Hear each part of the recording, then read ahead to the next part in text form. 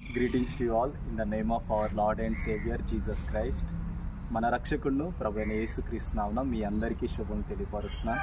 ఈరోజు వాక్య ధ్యానం నిమిత్తం యోహాను సువార్త 14:6 చదువుకుందాం.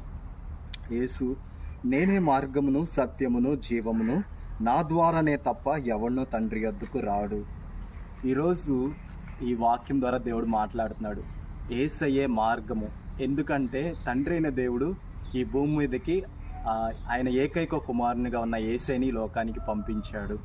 ఫిలిప్పీ పత్రిక 2:6-7 ఏం చెప్తున్నాయి అంటే, ఆయన దేవుని స్వరూపం కలిగిన వాడై ఉండి దేవునితో సమానంగా ఉండుట విడిచిపెట్టకూడని భాగ్యంగా ఎంచుకోనలేదు, కానీ ఆయన మనుషులు పోలికగా పుట్టి దాసుని స్వరూపం ధరించుకొని తను తాను రిక్తునిగా చేసుకొను అని ఫిలిప్పీ పత్రిక 2:6-7 చెప్తున్నాయి.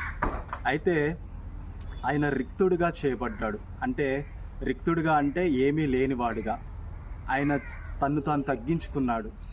He humble himself. ఆయన ఏమీ లేనివాడుగా వచ్చాడు. ఎందుకు అంటే మొదటి ఆదాము ఆజ్ఞను అతిక్రమించాడు. ఆజ్ఞ అతిక్రమే పాపమని బైబిల్ చెప్తుంది. పాపం వలన వచ్చు జీతం మరణము. మరణము 2 రకాలుగా ఉంది. ఒకటి శారీరక మరణం, 2 నిత్య మరణం. శారీరక మరణాన్ని మనం ఈ భూమి మీద చూస్తాం.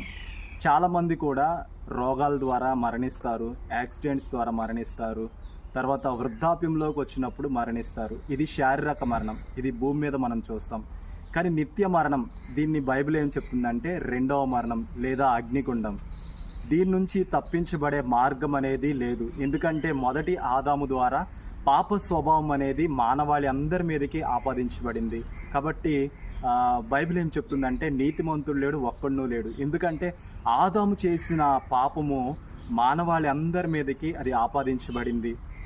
మానవాళి అందరూ పాప స్వభావం అనేది ఆదాము ద్వారా వచ్చింది. కాబట్టి దీని నుంచి, ఈ అగ్నిగుండం నుంచి తప్పించబడ్డానికి మార్గం అనేది లేదు. ఎందుకంటే ఒకవేళ పాపాలకి ప్రాయశ్చిత్తము అనేది జరిగితే మాత్రం పరలోక రాజ్యానికి వెళ్ళడానికి అవకాశం ఉంది. కాబట్టి యేసయ్య ఈ లోకానికి మానవుడిగా రావాల్సి వచ్చింది. ఆయన ఏం చేశాడంటే, ఆయన మన పాపాలన్నిటిని నిమిత్తం ఆయన ఏం చేశాడంటే సిలువ వేయబడ్డాడు.